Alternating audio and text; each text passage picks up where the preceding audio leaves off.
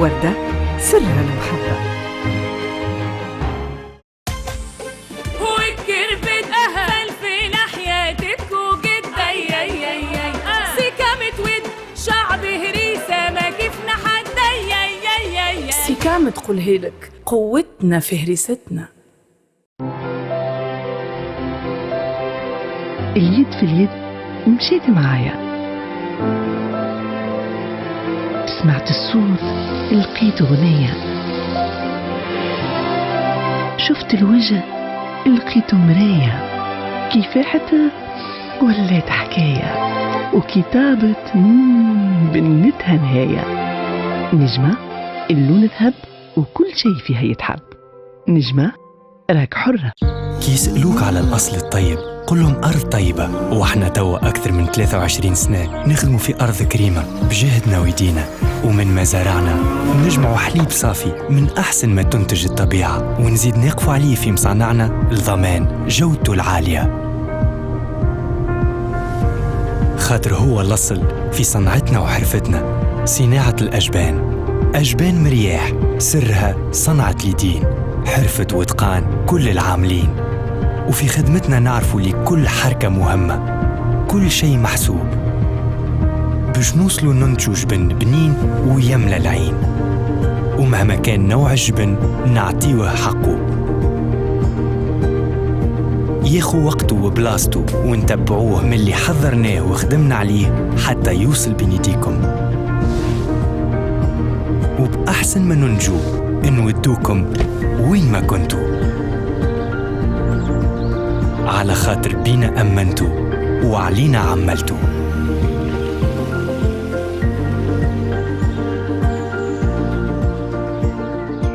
أجبان مرياح ديما لمحبتكم ساعين. تن البدر صحة ونكهة وبنة، عرفتي توا سر تن البدر وهل يخفى القمر؟ يا ذا الأزهر مزاروني ديما مزهار ومعدل كل منقالة، أما في قضية الدار الأزهر يخاف من مرته مش نورمال. تي وينو الخبز؟ قلت لك سلق مش معدنوس، صابون أخضر مش مسد، الحم مش الجيش. ما عنديش الزهر في قضيتك.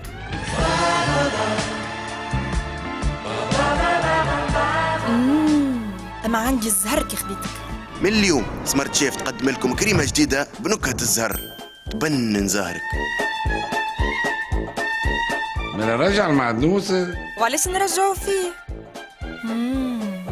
مع سمارت شيف مسهلها البنة.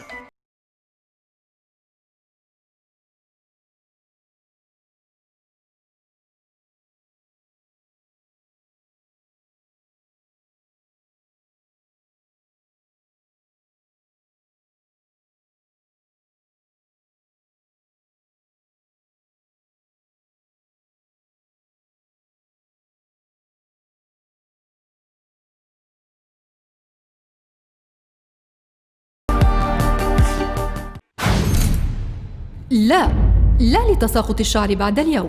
إريكسل مكمل غذائي يحتوي على كل ما يستحق نمو الشعر من فيتامينات أساسية. إريكسل فيتو لمعالجة وتقوية الشعر من جذوره ومنع تساقطه. إريكسل شامبو لشعر أكثر جمالاً وحيوية.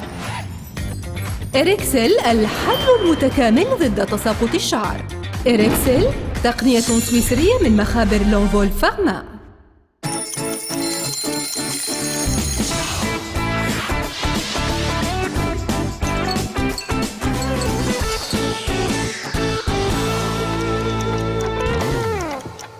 صباح الخير، مرحبا بكم الناس الكل في حلقة جديدة من ماتينال. في حلقتنا اليوم باش نحكيو على موضوع مهم ومهم جدا، اللي هو التشوهات الخلقية في الأعضاء التناسلية عند الصغيرات.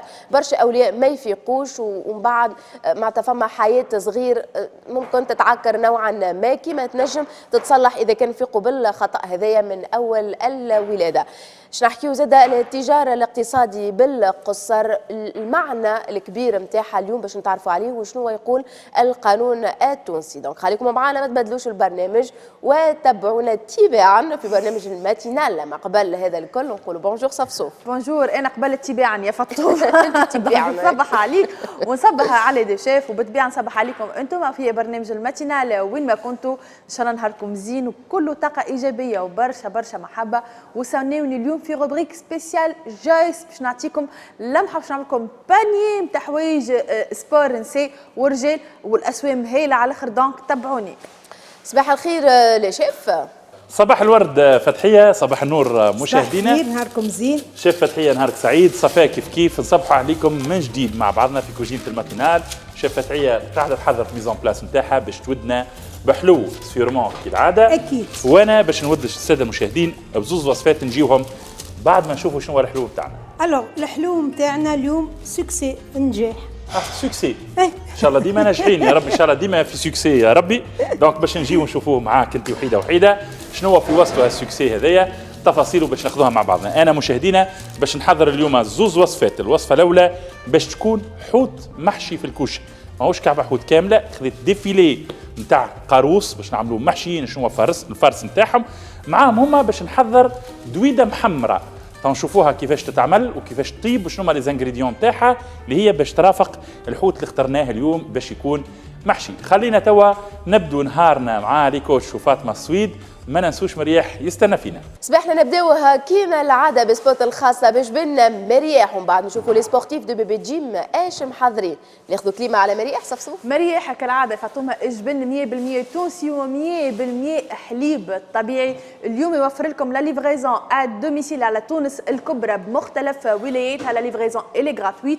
كيفاش تعدي الكمانده نتاعك؟ تدخل على الباج فيسبوك والى الباج انستغرام فروماجري مريح، وين تلقى اون تري لارج فاريتي تاع انواع واشكال الجبونات اللي تحبوهم وتشتهيهم. دونك تلقاو نومر تليفونات، تطلب على النومر هذوما وتوصلك الكمانده حتى تكشي الباب دارك مع الليفرور. مالا نشوفوا سبوت الخاصه بجبن مريح ونشوفوا لي كوتش بيبي جيم ايش محضرين.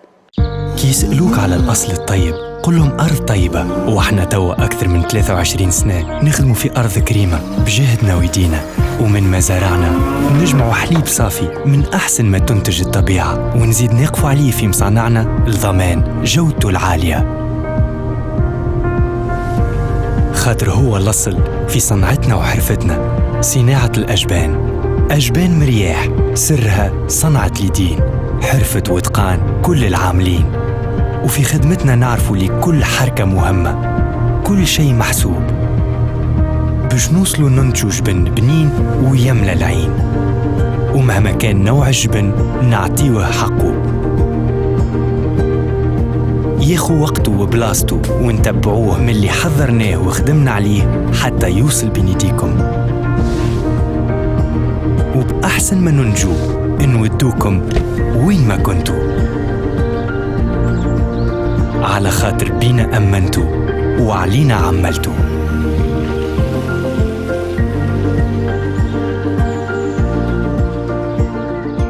أجبان مرياح ديما لمحبتكم ساعين. عسلامة، مرحبا بكم الناس الكل. معكم كوتش وسام الله من بيبي جيم. دونك اليوم جينا باش نخدموا مع بعضنا quelques exercices pour renforcer les abdos, donc des exercices simples pour cibler la partie inférieure, la partie supérieure et les obliques de la partie de la sangle abdominale. Ok, donc on aura besoin d'un tapis. Je vais installer un disque pour renforcer, pour replier plus de poids, pour renforcer plus les muscles. Ok. Allez, étalez tout le monde. Donc prenez vos tapis, passez au sol. Et hop. On commence avec un exercice simple. Donc les crunchs normal, talons ancrés au sol, serrez les abdos, ouvrez les coudes. Donc 1, 2, remontez avec vos épaules. Donc ces exercices-là pour renforcer la partie supérieure des abdominaux. 1, 2, hop, descendez. Rallumons l'arrière de notre tête et le sol, ok? Sinon, vous pouvez passer au deuxième niveau, laisser crunch, tibia parallèle au sol. Genoux au-dessus des hanches, toujours même exercice. Laissez crunch, ok?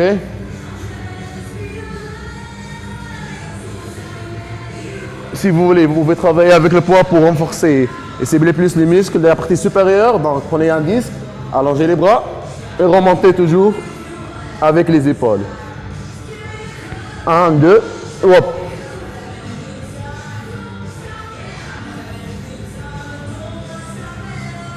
Bravo, vous pouvez toujours faire le travail isométrique, donc vous restez statique au nid et vous sentez la contraction et la brûlure au niveau de la partie surtout supérieure des abdominaux. Hop, on va changer d'exercice, on va cibler maintenant la partie inférieure des abdominaux. On commence avec les ciseaux de jambes, donc allongez les jambes, 1, 2, haut et bas. Travail simultané des jambes. Hop, option facile. Les genoux fléchis, hop. Et vous tapez le sol avec vos orteils, ok? Gardez la poitrine inférieure, n'oubliez pas la respiration. Hop, on change d'exercice, élévation simultanée des deux jambes. Donc, pieds tendus, 1, 2. Gardez les mains au sol. La partie du bas de dos toujours collée au sol. Sortez la partie inférieure des abdos. Restez fluide et contrôlez le mouvement, ok? On peut ajouter les rotations à droite et gauche pour cibler la partie inférieure et les obliques en même temps. Et vous changez de côté, l'autre sens bien sûr. Restez attentif, contrôlez le mouvement surtout. Et sentez la partie inférieure surtout des abdominaux. Allez, on se prépare, on ajoute maintenant side planks pour travailler la partie supérieure, inférieure, les obliques en même temps. On commence, les coudes ouverts. Regardez, on remonte. Hop. 1 et 2. 1 et 2. Sinon, vous pouvez faire l'extension simultanée des bras et jambes. En position au lycée crunch. Yop, extension simultanée des bras et jambes. 1. Yop. Et contractez. Sentez la partie supérieure et la partie inférieure en même temps, grâce à cet exercice. Et bien sûr, vous pouvez accélérer selon votre niveau. Wow, wow, wow. Ben, pour rendre les exercices plus simples, je me nomme le honi. Donc, 1, 2, ou bien 1, 2. 1, 2. Ça, c'est pour les débutants, ok? Sinon, les avancés, non, cadeau, les extensions simultanées des bras et jambes. On finit rapidement avec le travail des obliques. Regardez. Serrez les coudes, rotation avec la partie supérieure du corps. Essayez de pivoter avec la partie du centre du corps. Donc, 1, 2. Gardez les pieds suspendus. Ça, c'est pour les avancées. Sentez vos obliques. Whoop, whoop. Sinon, gardez les talons au sol et pivotez avec la partie supérieure de votre corps. Sentez la brûlure dans la partie latérale, les obliques. Sinon, on finit rapidement avec le dernier exercice. Pour cibler encore les obliques et la partie inférieure. Regardez. 1, 2. Gardez les omoplates toujours collés. Le regard vers le plafond. Les tibias parallèles au sol. Sinon, deuxième niveau, allongez vos jambes. Toujours le même rythme. Hop.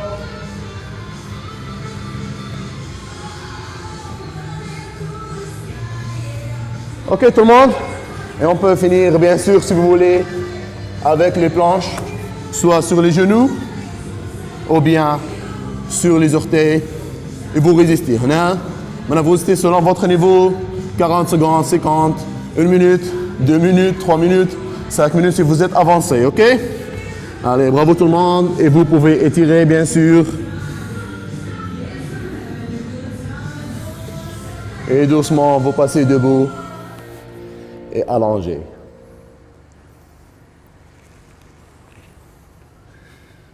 Allez, good job tout le monde. Donc, on a comme notre renforcement de la partie abdominale, la partie supérieure, inférieure et les obliques. À titre comme les options faciles, les options difficiles, soit les sédentaires les débutants et même les avancés.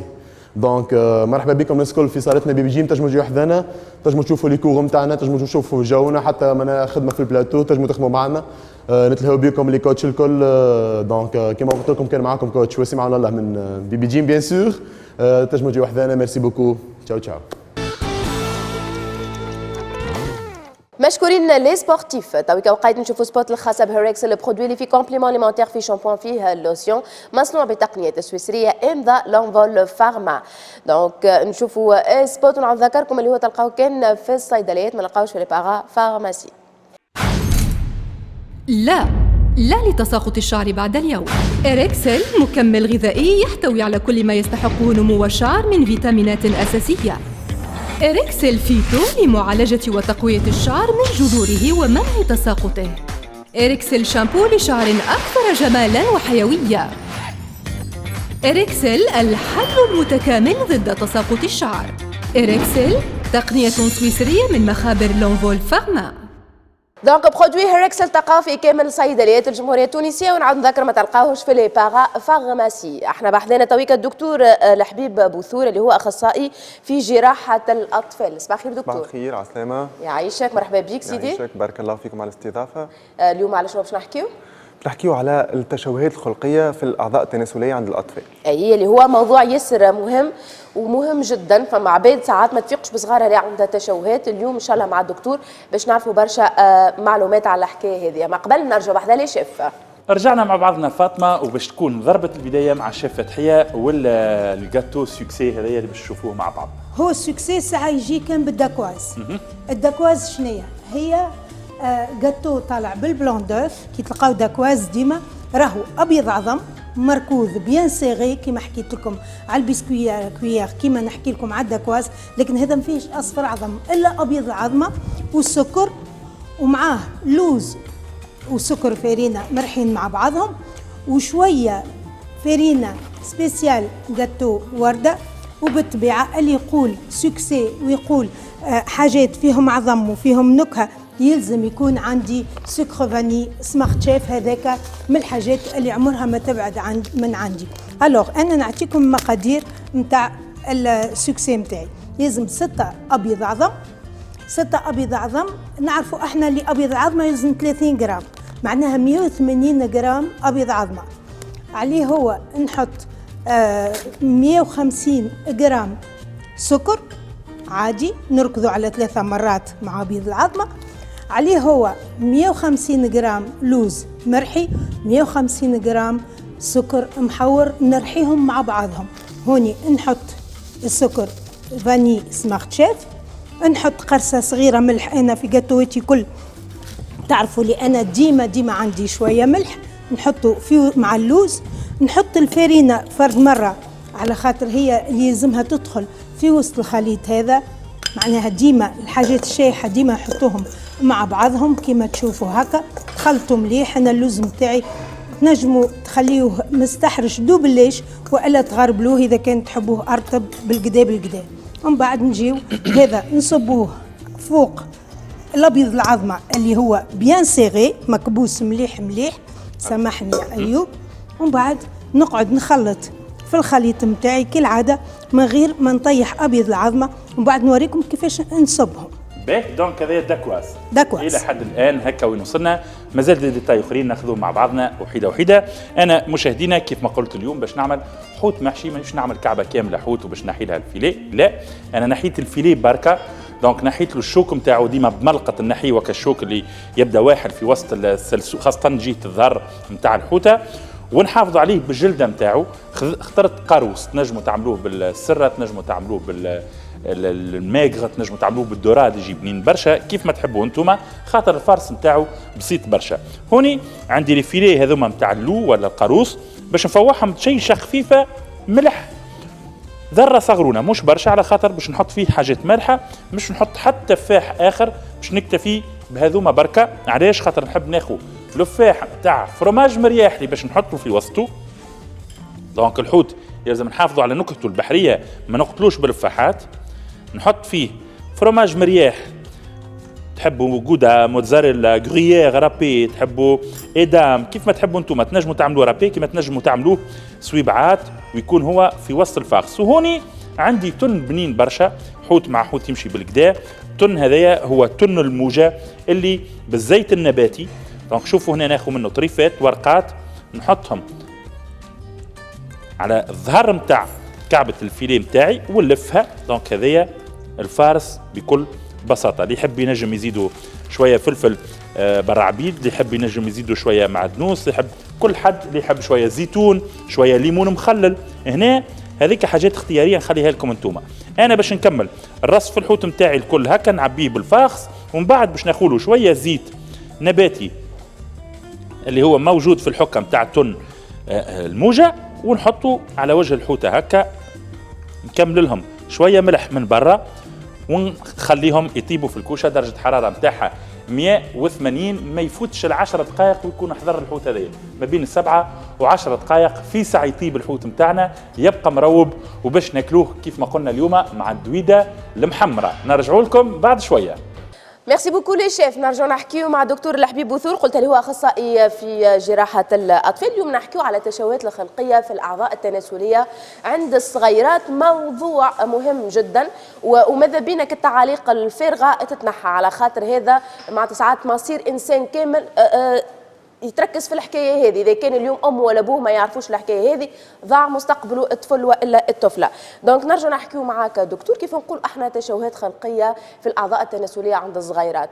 شنو نقصدوا هنا بالضبط؟ شنو هو الانواع نتاع التشوهات اللي ممكن تصادفك؟ شوف، هي تنجم تكون عند الذكور فما انواع تشوهات، وعند الاناث فما انواع اخرى. باهي. عند الذكور اكثر حاجه موجوده هي الخصيه المهاجر. اي. موجوده بنسبه 3 في 5% نتاع الصغيرات اللي يتولدوا عندهم خصيه مهاجره، ونفيقوا بهم جينيرالمون. فما طبيب الاطفال باش يعمل ليكزامان، معناها باش يشوف الطفل الرضيع عندما يتولد، يلقى الخصيه هذه المباشره، ومن بعد كيف يقعد يعدي عليه يتبعوه لين يوصل للسن نتاع الجراحه نتاعها. فهمت. اذا كان ما يتعالجش الطفل، اذا كان يوصل به يعني يفوت عمر معين، كل وقت نتعداوه الخصيه هذيك باش تفقد من الفاعليه نتاعها، وتنجم تكون اذا كان صغير عنده زوج خصيات مهاجره تتسبب في عقم عند الاطفال من بعد. فهمتك. احنا نفسروا اكثر للناس كيقولوا خصيه مهاجره، وين تنجم تكون مهاجره؟ هي الخصيه كيف تتوجد تتخلق عند الجنين من الاول، تبدا موجوده تحت الكلوه نتاعو، ومن بعد تبدا تهاجر من تحت الكلوه باش تمشي للشكاره اللي هي فيها. تنجم تهاجر على طول الثنيه هذيك الكل، تنجم توقف في اي مكان. فهمت. يا اما نجموا نتلمسوها في وقت نعديو على الصغير، نلقاوها في مكان من الاماكن، كيما تنجم تقعد في وسط كرشو. فهمت. وكل واحده عندها طريقه علاج مختلفه. باهي.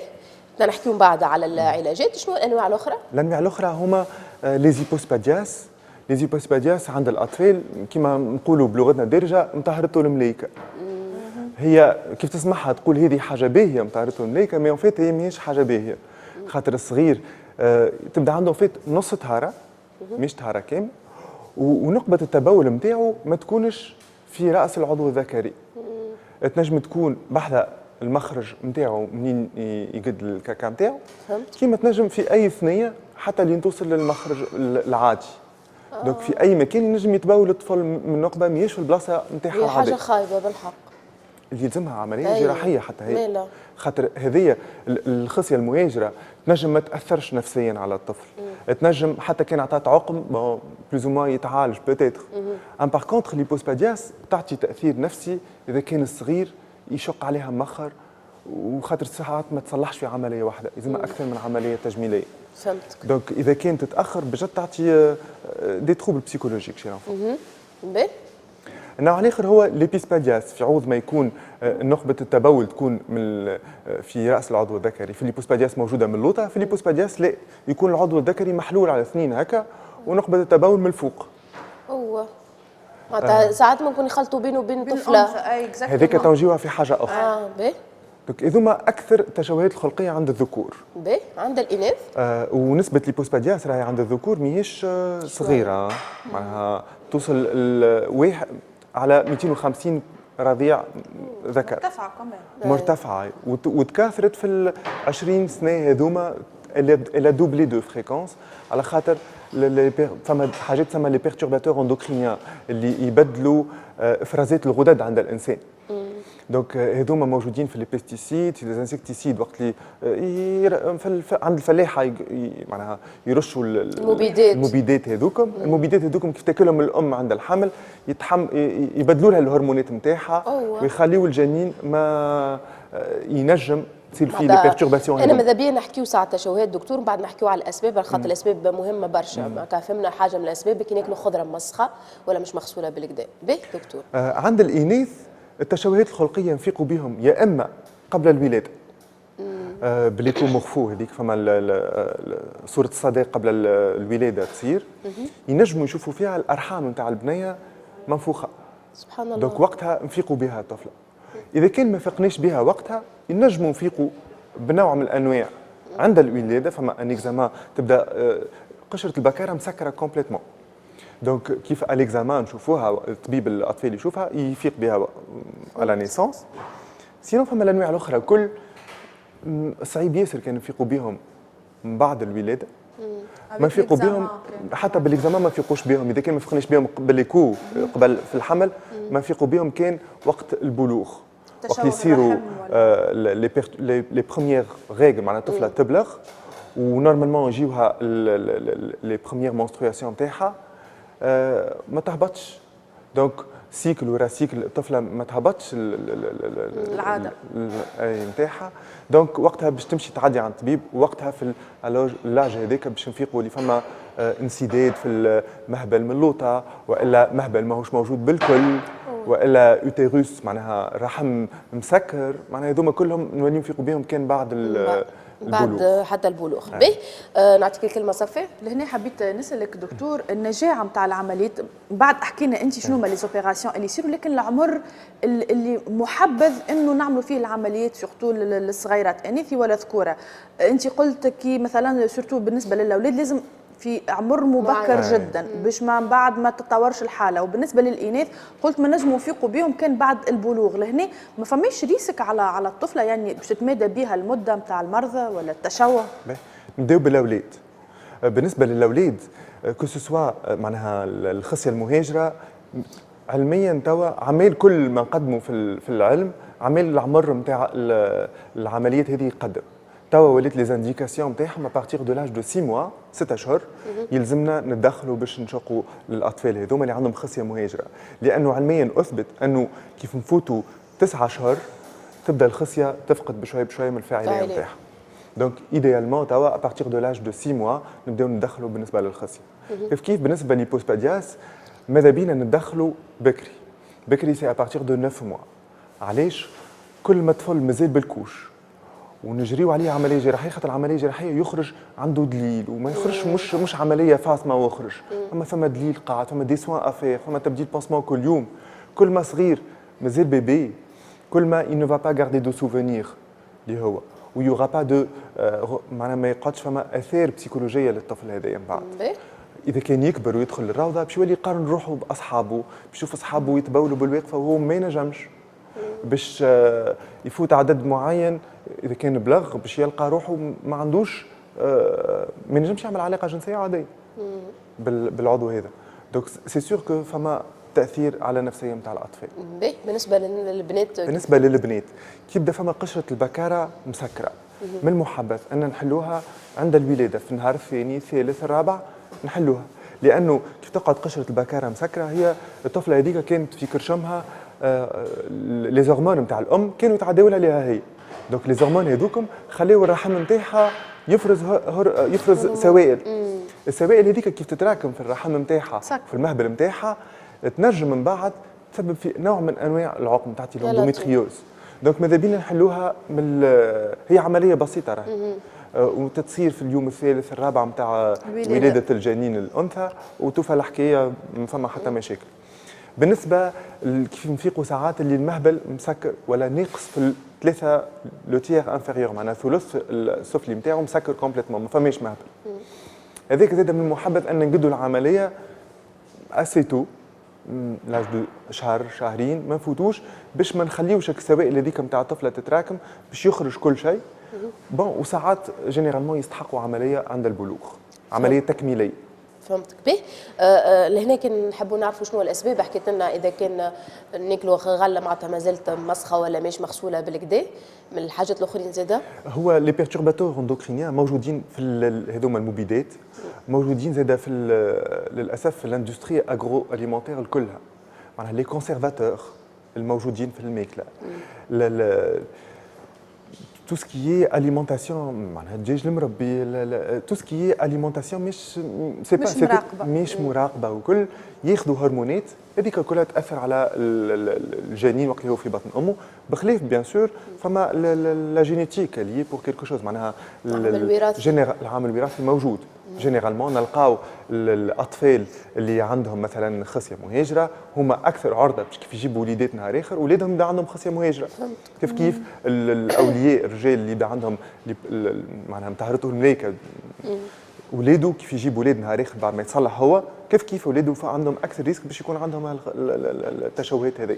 باهي دكتور توا نحب نحكي في موضوع معناتها مهم برشا. ساعات نسمعوا انه فما ناس يمشوا يعملوا عمليات تصحيح جنسي، هل هو يدخل في المنظور هذا والا شنو معناتها؟ اذا تقول لي انت صغير اذا ام وابوه ما فقوش سبحان الله انه هو ممكن عنده مشكله في معناتها العضو التناسلي نتاعو، ياثر على ميولاته الجنسيه، على تفكيره، على بدنه لين يوصل نوليو نعملوا تصحيح جنسي؟ لا، التصحيح الجنسي هي حاجه اخرى.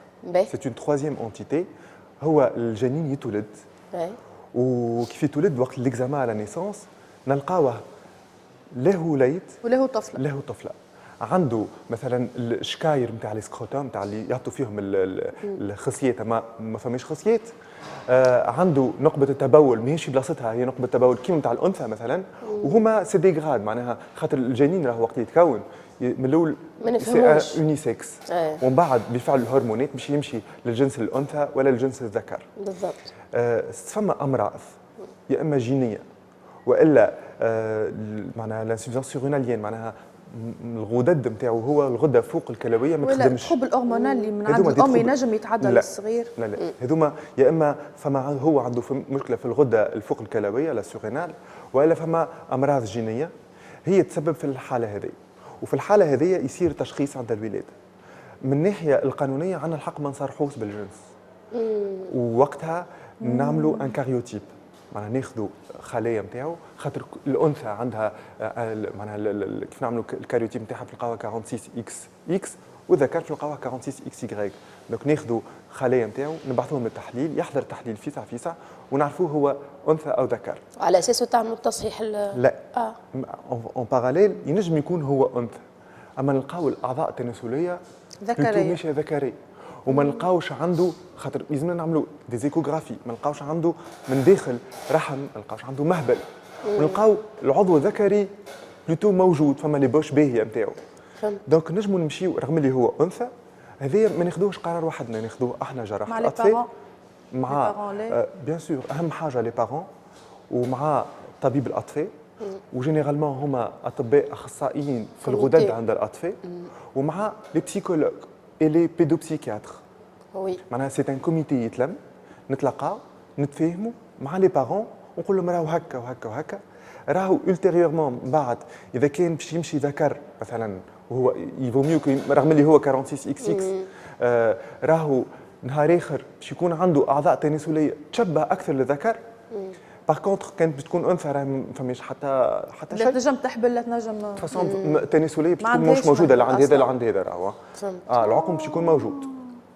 يا لطيف. العقم باش يكون موجود. يا لطيف. اما بوتيتر سا بور استيتيكمون بوتيتر معناها لا ديسيزيون الحقيقه ما نجموش ناخذوها في الساعه هذيك وقت اللي تولد صغير ونشوفوه، حتى كان يحضر كاريوتيب ما نجموش ناخذوا ديسيزيون وقتها.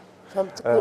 وفما سيرتو كيف يبدا فما اون انسفيزيونس سوريناليين لازمنا نصلحوا النقص نتاع الغده هذيك، ينجم شويه لي زورغان يتبدلوا لا مورفولوجي نتاعهم. دونك لا ديسيزيون نتاع الجراحه في الحكايه هذيا ما تصيرش في الولاده، تصير من بعد بارتيغ دو لاج دو 6 موا ولا ان ان نبداو ناخذوا القرارات. وساعات مالوغوزمون راهو فما تاخير. التاخير ناتج اللي ما تشافش عند الولاده، ولا في تونس الحقيقه عندنا اماكن يولدوا في السبيطارات ويولدوا في الديار ومش موجوده طب اطفال في السبيطارات الكل. دونك نلاحظوا حتى لتوا راه ان روتار في الدياغنوستيك، وساعات يجيونا 6 و7 سنين وحضرت عليهم معناها لطيف. وقتها باش نبداو البريزون شارج. وقتها بيان سور ما نجموا ناخذوا قرار كان لما الطفل يحب، خاطر نسالوه وهو يقول لك نحب نقعد وليد ولا نحب نقعد بني كيما تربى هو. زاد سي امبورطون، راهو احنا عايشين في مجتمع خاطر وباش تخرجوا من المجتمع سيء.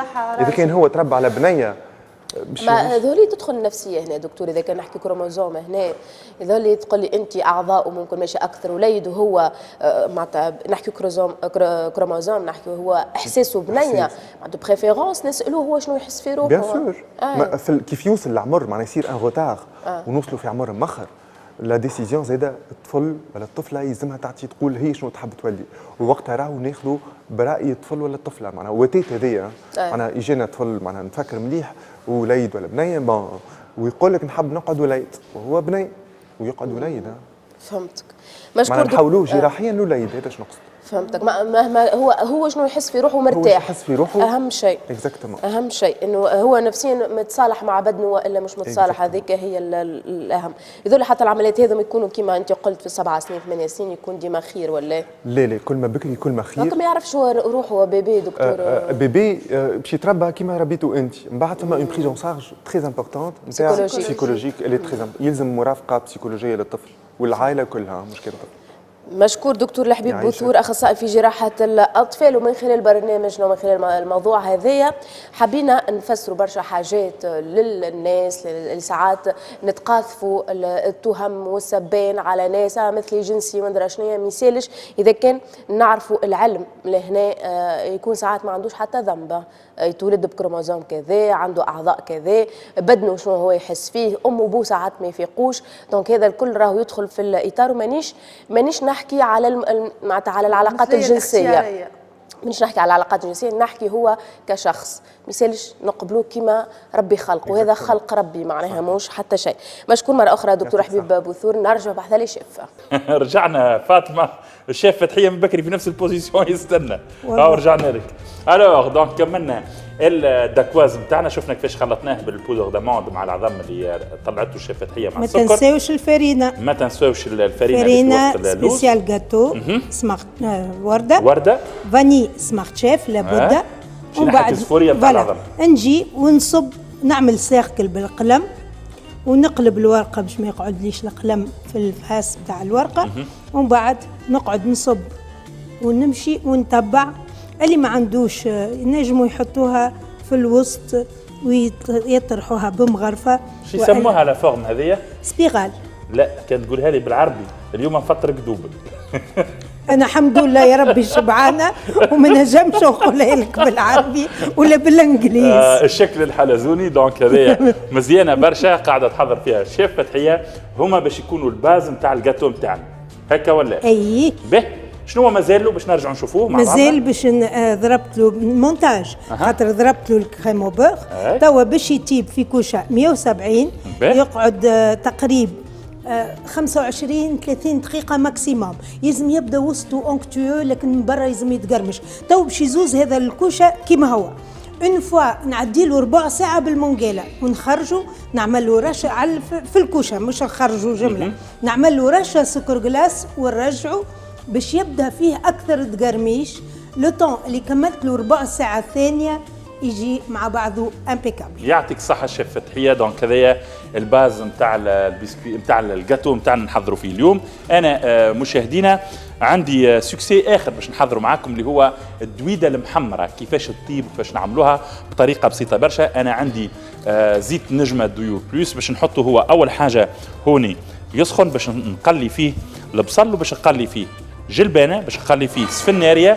هذوما باش يتقلاو لولين. من بعد باش نسقط عليهم دويده. هنا خذيت قليتها في زيت نجمه ديو بلوس. شوفوا كيفاش لونها ولا احمر. انا هوني دويده ورده اخترت على خاطر كاليبر نتاعها مزيان برشا وما تعجليش. من بعد تشوفوها كيفاش تجي مفركه كل كعيبه وقتها. هذه بعد ما تحمرت نطفي عليها ونخليها تبرد. دونك هنا كيف ما قلت باش نبدا نقلي البصل ونبدا نحضر الصوص نتاعي. فيما تقلى البصل باش نرجعوا لكم ونشوفوا بقيه تفاصيل الدويده المحمره. مشكورين للشيف. تو باش نحكيو قانون كما وعدناكم في اول ليميسيون، باش نحكيو على التشغيل القصر والاستغلال الاقتصادي للقصر. هذاك علاش بحثنا الاستاذه فاديه الخليفي. صباح الخير استاذه. صباح الخير. شنو لك؟ الحمد لله. دكتوره مانيش غلطه في دكتوره، خاطر ديجا تحضر في الدكتوره نتاعك هكا ولا؟ دكتوره. مبروك عليك يا لله. دونك اليوم نحكيو على الاستغلال الاقتصادي للقصر. كان نحكيو على القانون هذا شنو موجود في تونس من وقتاش؟ به الاستغلال الاقتصادي هي صورة كلاسيكية لصور الاتجار بالأشخاص في تونس اللي جرمها القانون عدد 61 لسنة 2016 الصادر في 3 أوت 2016 والمتعلق بمنع الاتجار بالأشخاص ومكافحته، واللي استلهم منه المشرع التونسي استلهم المشرع التونسي جملة أحكامه من بروتوكول الدولي اللي هو بروتوكول منع وقمع ومعاقبة الاتجار بالأشخاص وبخاصة النساء والأطفال اللي صادقت عليه البلاد التونسية بحلول الألفية الثالثة. معنا احنا فقنا في تونس اللي فما قاعدين نخدموا في صغار كان في 2016. صادقت البلاد التونسية على البروتوكول في سنة 2003. البروتوكول هذا خرج في أواخر نوفمبر 2000، ولكن إصدار قانون للأسف تم في 2016 ومش كان صورة الاستغلال الاقتصادي. الاتجار بالأشخاص عموما يعني تم تجريمه في 2016، وهذا زاد ما نجموش نقولوا أنه المجلة الجزائية لم تكن تمنع صورا معينة. عنا مثلا التسول كان مجرم، عنا بعض الصور كانت مجرمة، ولكن الصور المستحدثة وتطور هذه الجريمة ما عاد القانون الجزائي التقليدي بقادر على استيعابها. دونك هذه هو احنا ديما كيف نقولوا استغلال اقتصادي للقصر ديما يمشيو البنيات الصغيرات اللي يعطيوهم عائلاتهم باش يخدموا في ديار العباد. معناها الصورة ديما تمشي لغاديكا، ما هي يظهر لي أكبر من هكا الصورة أستاذة؟ هي أكبر من هكا من حيث العدد ومن حيث الضحايا للأسف. علاش؟ لأنه توا الأولياء في بعض المناطق يوليوا يجيبوا في البنات يوصلوهم، يعطيك الصحة، يوصلوهم لعمر معين ومن بعد يبعثوا بناتهم اللي باش يخدموا عليهم هما. يعني تلقى رب أسرة تلقاه قاعد وتلقى عنده 3 ولا 4 ولا 5 بنيات يوصلوا في العمر 9 ولا 10 سنين، يكلم عليهم ما يعرفوا للأسف بالسمسار اللي تتعامل معها العائلات التونسية. وأنا من هذا المنبر نقول للعائلات التونسية ما تخدموش أي امرأة أقل من 18 سنة من فضلكم، راهو ذلك يعتبر اتجارا بالأشخاص ومعاقب عليه في القانون ب15 سنة معناتها سجن. دخل شي حد في تونس 15 سنة؟ للأسف قاعد يقع التطبيق على أساس الفصل 20 من قانون العنف. يعني هي جايبة طفلة من البلاد كيف ما يقولوا، سامحوني في الكلمة، شكون باش يشكي بها؟ اللهم جيرين ولا تلقاها حتى هي جارة جايبة شكون يعني بوها تمشي يشكي بالمرأة اللي خدمتها. ما نحكينا على قانون اللي كيف ترى حاجة معوجة لازمك تطلب وتشوف. نظريا موجودة. فما في تونس وليد دخل 15 سنة خاطر خدم بنته. للأسف بعد صدور قانون 2016 صدر قانون القضاء على العنف ضد المرأة في 2017 وتقاطع في فصله 20 مع أحكام القانون. شو معناتها باش يقولوا لي تو المواطنين تقاطع؟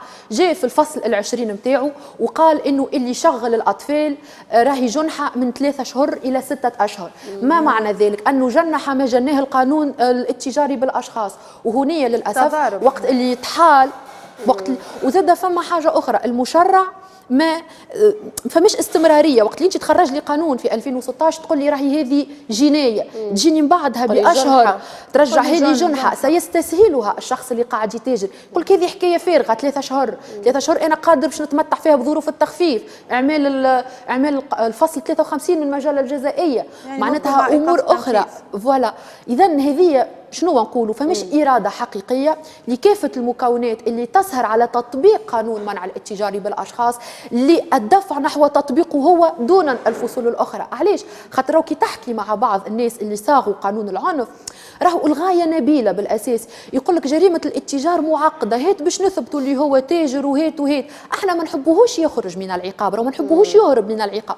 صحيح أنا معاك نمشي، ولكن تحط لي من 15 سنة تهبطها لي ل3 أشهر مش لوجيك. ما هيش لوجيك وضرت برشا في التطبيق هذا القانون، خصوصا للاسف بعض الساده القضاة يقولوا لك احنا ما نحبوش ندمروا اسره، مش كان الساده القضاة راهو هذه في المخيل العام. سامحني ماشي الاسره اللي داخله بارك معنا، داخل حتى اللي هو جاهز في الطفله يهز فيها لدار اخرى. هذاك هو المستفيد هذاك ياخذ 15 سنه باش ما عادش يخدم الخدمه. شوف الاب الذي يعرض ابنته لاستغلال جنسي واللي يخرجها من قرايتها واللي يحطها محل تهديد ومحل تعذيب واللي يمنعها من طفولتها، والطفله هذيك قادره هيك مستقبل البلاد، هذيك مستقبل البلاد، وقت اللي هو يبدا قادر على العمل ويتاجر بابنته بالنسبه لي انا هو قبلهم الكل لازم يكون محل عقاب. هو محل عقاب، مش لو كان بالقانون قانون العدد 61 بالقانون الجزائي الخاص، انما حتى المجله الجزائيه زاده تعاقب على اهمال الاباء راهو لابنائهم. دونك هي صوره بالنسبه لي انا عديد الاطراف، الاب اللي حتى اللي يقبلها باش يخدمها في داره بيان سور كلهم، الاب اللي يعطي بنته، الام اللي تسكت باش ياخذوا لها بنتها من قدامها، السيدة اللي قبلت التعامل أو العائلة اللي قبلت التعامل والسمسار وغيره، الناس هذوما الكل لازمهم يتحاسبوا وفق قانون منع الاتجار بالأشخاص. أستاذة هناك نحكيو على الاستغلال الاقتصادي، ما نحبش نربطها أنا في حكاية الصغيرات اللي يهزوهم يخدموا دي فام دو ميناج ولا غيره، فما زاد استغلال الأولاد القصر اللي يخدموا في الفلاحة، اللي يخدموا ساعات حتى البنات يخدموا في معامل وهما في سن أقل من السن معناتها القانونية باش يخدموا، حتى ساعات كي تلقاها مسكينة تخدم تلقاها تخلص أقل خاطر عمرها صغير، فما برشا استغلال. ما نحكيوش على الاستغلال الجنسي، بون ماناش ياسر كاشفينه في تونس اما موجود، فما ما نحكي زاد على الاتجار بالاعضاء البشريه استاذه، فهمت معناها فما برشا حاجات، فما صغيرات اللي ساعات نلقاهم في معناتها متسولين. شفت حتى برنامج في قناه تونسيه كيفاش هما صغار نراوهم في الشارع بايتين ومن بعد يستغلوهم جنسيا وساعات يزوهم يعملوا لهم عمليات ينحي لهم كلوه ينحي لهم جو سي با كوا، هذا الكل يدخل سيكتور كبير، فهمت معناها هذا الكل يدخل تحت هالقانون هذا اللي فيه نوعا ما تخفيف على انك تخدم بنتك في الدار، ما هذا كل باقي ما ينجمش يكون فيه تخفيف. هو القانون براء من كل هذا، القانون اتى واعطى جمله من العقوبات، ولكن المشكله مش في القانون خاطر انا مثلا نجم نقول لك لم يقع منع اعمال الفصل 53 مثلا، هذايا التخفيف انا مثلا مع نقول لك قد من بعد ينقح، ولكن المشكله ماهيش في القانون في حد ذاته، من يطبق القانون. المتداخلون في المسار القضائي لضحايا الاتجار بالاشخاص هم المسؤولين، وبيان سور كي نقول المتداخلين راه من الناس الكل، المحامين، القضاة، اعوان الضابطه العدليه، الكشف عن مبكر عن الضحايا ما هوش موجود، الإرادة نحو تطبيق هذا القانون ما هيش موجودة في الحكاية هذه. موجودة الفرقة، ولكن هل هي معممة على كامل تراب الجمهورية؟ الإجابة ليست معممة، دونك ليه هي ليست معممة؟ ايش معناها؟ معناتها قد تكون فيكتيم بوتنسيال نتاع خيط، معناتها لقات الحظ ووقع سماعها بطرق متطورة وبطرق محترفة، ووقعت حمايتها وعدم الكشف عن معطياتها وحماية العائلة نتاعها الكل، نظرا لوجود أعوان متمكنين في هذا الميدان.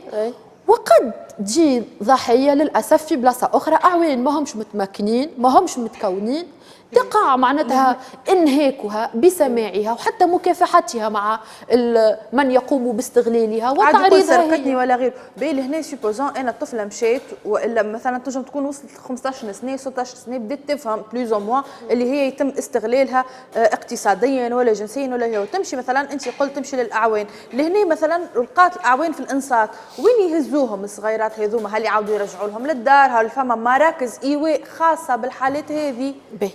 احنا القانون هذا جاب الهيئة الوطنية لمكافحة الاتجار بالأشخاص في تونس، دونك اللي يشوف حالة اتجار بالأشخاص أو إذا كان الضحية واعية بأنه قاعدة تقع المتاجرة متاعها ولن تلقى إصغاء إما من قبل عائلتها أو من قبل الناس، لازمها تبلغ. لهنا مش تبلغ أعوان الأمن، لهنا عنا رقم أخضر هذيك هي اللي تبلغ عليه او تتوجه. ما نحكيش كان على الضحايا راني هنا، نحكي حتى على المواطنين اللي شاهدوا او اللي بلغ الى مسامعهم حالة اتجار، لأنه الاستغلال هو كيف ما قلنا هو حالة اتجار. يكلموا الرقم الأخضر هذا أو يتواصلوا مع الهيئة الوطنية لمكافحة الاتجار بالأشخاص، وهي ستقوم بكل الإجراءات الضرورية، إما في إيواء الضحايا أو والاستماع إليهن وحمايتهن بالتنسيق بيان سور مع مكونات المجتمع المدني والنيابة العمومية وغيرها. أنا كلامك نسمعه محلاه، أما التطبيق أنت تونسية ونعيشوا في تونس الكلنا ونعرفوا ساعات تلقى في رون بوان مرأة شادة صغيرات في يدها مسكنات تلقاهم لابسين درا كيفاش تطلب بيهم، ومش بعيد عن الرون بوان، نعرفوا نحن لي رون بوان الكل تلقى فيهم بوليس. معناها علاش البوليس ما يتدخلش ويعرف انه هذيك قاعده تستغل معناتها في الصغير هذاك هكا، ولا يدخل في تحت الطائل هذا ولا مدام؟ صحيح، ولكن من قال لك بان ذلك الامن هو مكون في الاتجار؟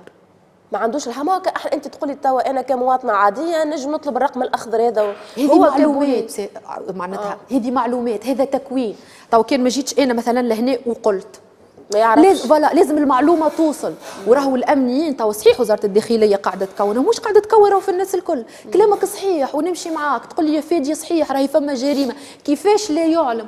هو يستبسطها الامني لانه ماهوش متكون فيها، ما يعرفش تبعاتها. هو بالنسبه لي هذيك ماهيش اختصاصي، شده ولدها اكثر من ذلك. راهو توا ريت كي تمشي انت تكلمها المراه هذيك قد تقوم بمهاجمتك، تجيب عليك الحق. الصغير اصلا لا ما تنجمش تجيب الحق، لأن الأم لا تتاجر بأشخاص بأبنائها، ما عندهاش الحق في كل الحالات. أي أم بالنسبة لي أنا تجيب صغير تحميه، والنساء الكل راه ريت في تونس بالنسبة لنا هذوكم حالات شاذة، صحيح. خاطر ما فماش أم في تونس تعرض صغيرها للخطر. أنا نرى فيهم الأم ما تعرضش صغيرها للخطر، الام اللي تعرض صغيرها للتسول بالنسبه لي انا يا مش صغيرها والا هي يعطيك الصح. لا بغض النظر ينجم حتى يكون صغيرها، لازم تقع مساءلتها.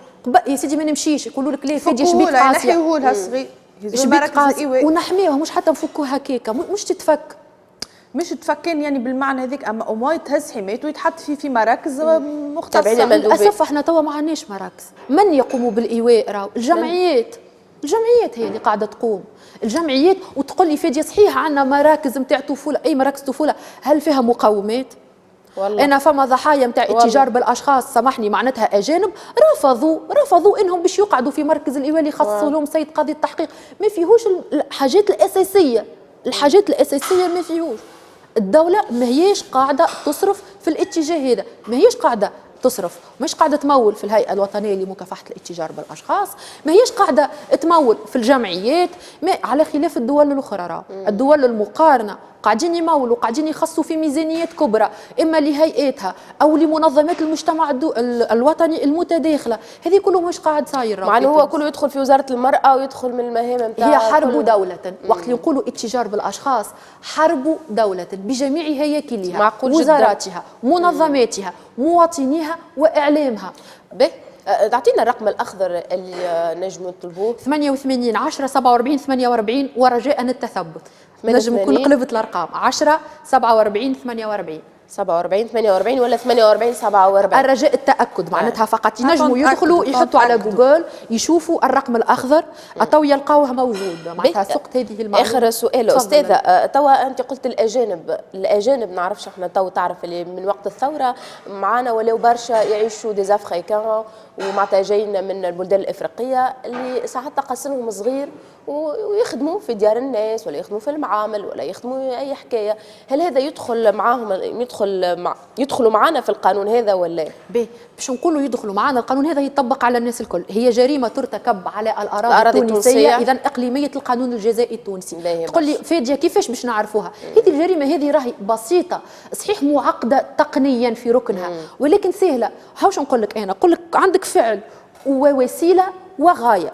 تقول لي فادي شنو هو الفعل؟ نقول لك اما استقطاب. توا الاجنبي هذاك كيفاه جاي؟ هو يحب يخدم، استقطابه وقع استقطابه ونقله وتنقيله من بلاده، ماشي في باله باش يجي يخدم. هو ماشي في باله باش يجي يخدم، ولكن في الحقيقه لا الاجنبي هذاك وقت اللي يجي، ما نعرفش كان سمعتوا بواقعه سليانه المشهوره اللي فيها جمله من الاجانب اللي معناتها وقع استغلالهم في اعمال وقتها فلاحه، وتنبهت السلطات لذلك ووقع احاله الاجنبي راهو تاجر بهم، هو ولد بلادهم تاجر بهم في تونس. اي دونك في تونس وللاسف فما فيكس سامحني نتاع الرقم ما نعرفش فيكس هو موجود، انا عملت غوشيرش 71 280 402. فما زاد الرقم الاخضر 88 متاكده منه 80 40 متاكده منه. دونك الاجانب هذوما وقع معناتها سماحهم وقتها كذا حاجه في بابا موجود 80 104 748 كما قالت هي 80 معناها مش 88 80 نعتذر 80 104 748 او 80 10 47 48. تمت الاحالات، وقع احاله المتهمين على قانون الاتجار بالاشخاص، وعلى حسب ما اعتقد كانت اولى احاله وقتها تشهدها البلاد يظهر لي، فقط اسوقها خاطروا اجنبي دونك لا والله لا كلهم كيف والله لا، ولكن هي حتى مره مش شدينا التونسي حطينا 15 ناجي حطينا حاجه وكيفنا حاجه، لانه الجريمه من بعد للاسف وقع القضاء بعدم سماع الدعوه. هيا بي ليه علاش باهي تو الحمد لله النيابه العموميه استأنفت. انا معناها ما جبناش حاجه جديده معناها للاسف لازمك تكون قاضي، انت تجيب للقاضي او تجيب للمحامي او تجيب لي مثلا ليا انا او تجيب له جريمه تقنيه حديثه مستحدثه راهي بعيده على القانون الجزائي كونه ما نجموش نلوموا ونلقيو اللوم، لازم نكيفوا القانون، لازمنا نكيفوه. دونك الاجانب هذوما فقط باش نرجع لك باش راه وقعت المتاجره بهم، جابوهم هاكا عندك فعل النقل والتنقيل والاستقطاب هاو موجود بالترغيب باستعمال وسائل بالخداع بكذا، ماشي في بالهم ناس جايه باش تخدم ليقع استغلالهم اقتصاديا. السيد اللي جابهم نص المخ لهم باسبوراتهم خلص عليهم، هما يخدموا 4 شهور مساكن بلاش، وهو خذاه قال لهم هذاك حق التذكره وحق برشا حاجات اخرين كل واحد هذا يتسمى اتجار طبعا. قلنا الاتجار يدخل في برشا حاجات اخرى، الجنسيه الجسديه الاعضاء برشا حاجات. دونك صغيراتنا في عينينا اهم شيء، واي صغير ترى احسبوا صغيرك واللي يصير عليه احسب زاد نهار اخر باش يصير على صغيرك. نخرجوا فاصل وبعد نرجعوا.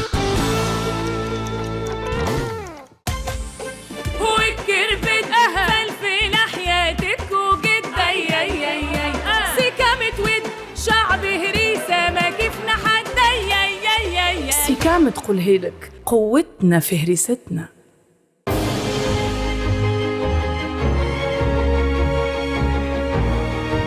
وردة سرها المحبة.